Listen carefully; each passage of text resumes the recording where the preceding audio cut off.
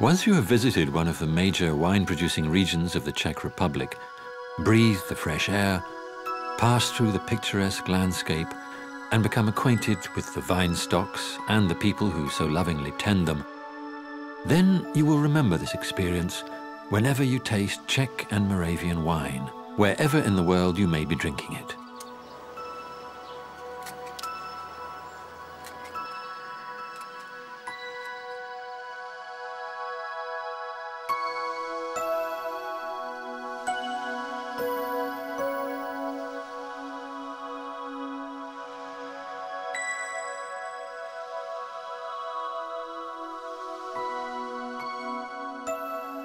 In the Czech Republic, wine is produced over an area of 19,000 hectares, and the annual production of wine amounts to about 500,000 hectolitres.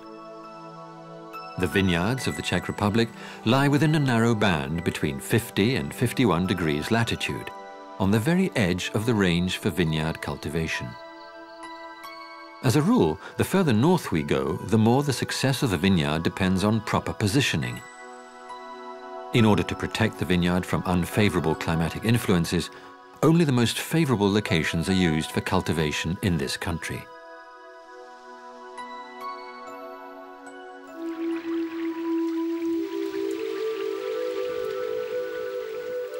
Most Czech wine growers genuinely try to make good wine.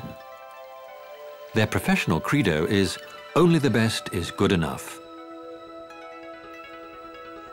Wines created in accordance with that philosophy, which means small-scale harvesting, the most natural production methods, and minimal fertilization, are truly representative of wines made in the Czech Republic.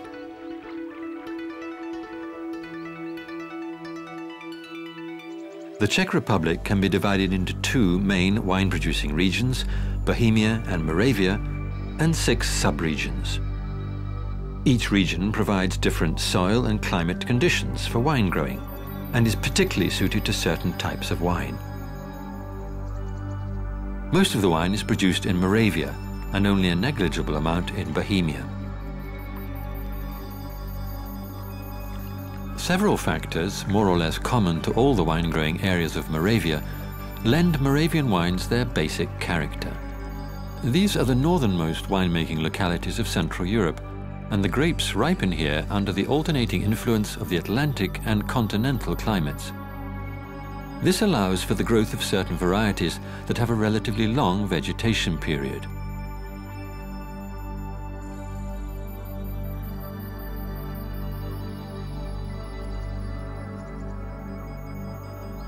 Hardly any plants have become such an important feature of our landscape as the grapevine.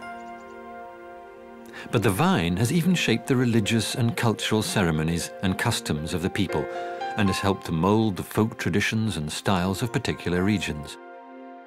Differences in historical development and geographical conditions have laid the foundations over the centuries for towns large and small devoted to winemaking, with individual winemaking regions taking the names of these towns, such as Znojmo, Mikolov and Velké Pavlovice.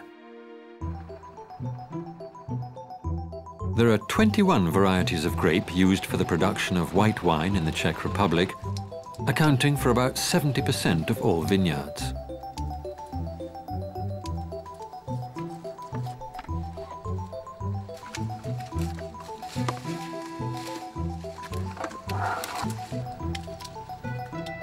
In the remaining vineyards, about 13 varieties of blue grape used in the production of red wine are cultivated.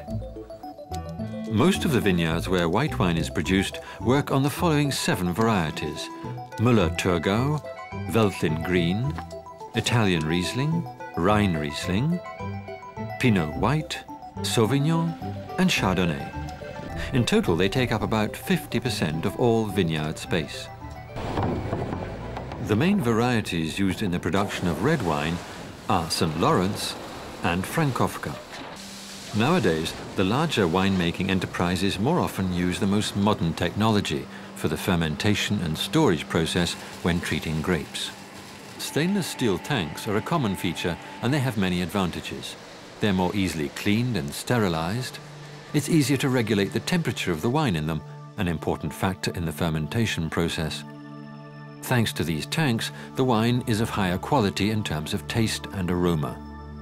Moreover, the stabilization process required in the preparation of wine for bottling is more rapid in stainless steel tanks. The Czech Republic has already been producing top-quality sparkling wines for many years. In the preparation of the cuvée for the production of sparkling wines, the right choice of wines is crucial. From their careful blending, we obtain wine of optimal character, ensuring the production of top-quality sparkling wine.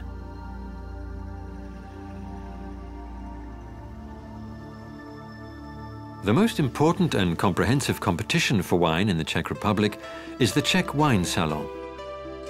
Wines that enter the Salon competition must first pass through a system of qualifying exhibitions. Wines accepted by the Salon are stored in the cellars of the National Wine Centre in the grounds of the Valtice Chateau. Here, the general public, including visitors from abroad, have an opportunity to taste the best wines in the Czech Republic in one place and in an environment to suit the occasion. At the same time, they can become acquainted with all the basic information concerning the nature and production of each wine, which has been classified there. The National Wine Centre is in the process of becoming an information centre concerning Czech viniculture. The historic wine festivals in the towns of Znojmo and Mikulov commemorate the famous winemaking tradition in the Czech lands. Legal provisions to regulate vineyard cultivation and the production of wine were already extant in the legislation of the Middle Ages, in the form of medieval codices. These provisions, amended in various ways over time, remained valid until the 19th century. The first Act of Parliament concerning viticulture appeared in 1907 and applied to all of Austria-Hungary, including the part formed by the land of the Czech crown. The law was twice revised with the aim of harmonizing Czech and EU regulations. From the moment of Czech accession to the EU on the 1st of May 2004, a new ruling concerning viticulture came into force, one which is fully in line with all the regulations of the European Union.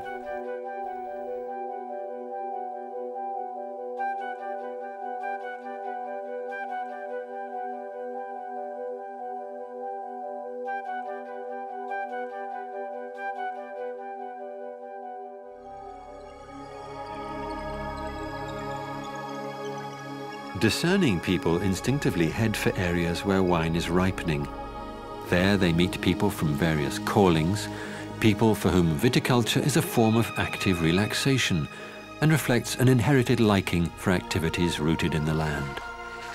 They are sustained not only by their work in the vineyard, but also by the wine cellars, which are often constructed in a very decorative manner.